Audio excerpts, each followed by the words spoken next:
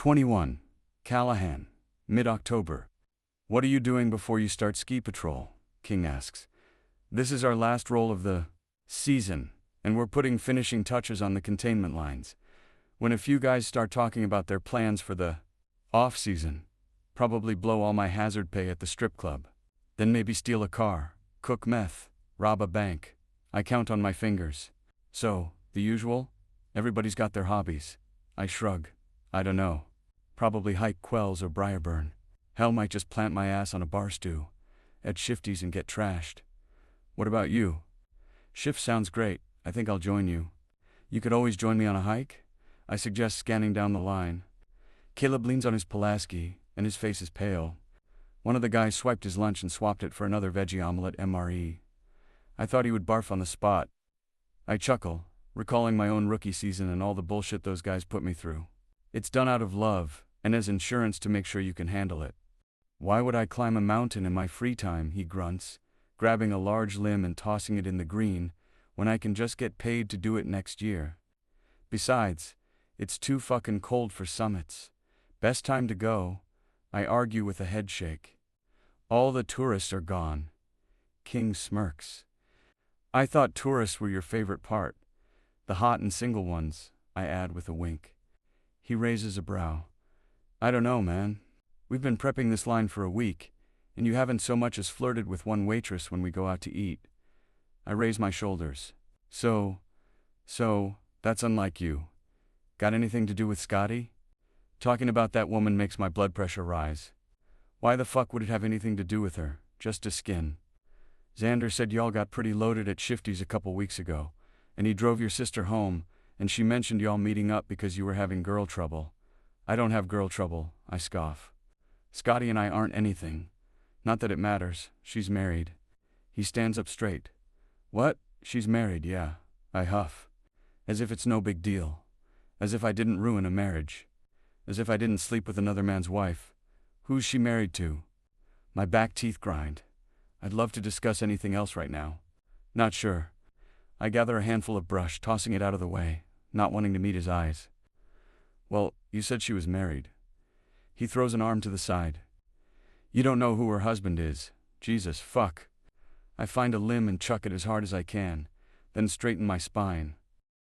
Motherfucker, I don't know. I scoff. I don't know shit about that woman. You want to know who her husband is? Go ask her. I shake my head, walking up the line to check on the SAW team's progress. Whoa, chill. I spin on my foot. I am chill. I laugh for added conviction. I just can't figure out why you're grilling me about a person I have nothing to do with. The pause in conversation is awkwardly silent. I may have had a slight overreaction to his questions about Scotty. He mutters to himself, married. That's so fucking weird. Sure does raise more questions than answers. What's that supposed to mean? I shouldn't ask, but my impulse control gets the better of me. What do you mean? He shrugs. Nothing. Anger rises up my neck. No, why do you think it's weird? Now my interest is piqued. What does he know? Did he hear something? Small towns can churn out rumors all day long, but every once in a while, they get it right. If it's got to do with Scotty, I want to know about it, despite my better judgment. Apparently, I'm a glutton for punishment. Maybe it will fuel my anger toward her. I can't seem to let go of this. I'm so pissed I'm starting to obsess over her. No one knows we slept together. Well, apart from Dixon. I'm too ashamed to even bring it up to King or Xander. And they're my brothers, for all intents and purposes, though they obviously suspect something went down between us. What do you care? King taunts. You've got nothing to do with her. Asshole. He's right. There's no way for me to respond, so I don't. You're getting a little long in the tooth to be playing around, Bobby says, eavesdropping nearby. When are you going to settle down with someone? I turn away from the ridiculous question. It's about time I get back to work. Fire's the only woman for me. She's cruel and she's hot. You do have a type, King adds. I chuckle and spit into the dirt. That I do. 22. Callahan. End of October. Finally done with fire season, and I've already gotten a decent start. On the next room that needs renovation in the house. Even after a full day of manual labor and being covered in sawdust, I'm still feeling restless, so I do what I always do during those times. Run. Brown leaves crunch underfoot as the frigid air burns my lungs. I needed this. Swinging a hammer is great for alleviating aggression, but running quiets my thoughts. It brings me peace and soothes my soul. Or at least it does until I see her. My pounding feet slow to a stop. No fucking way. The woman jogging toward me is the one and only Scotty Timmons.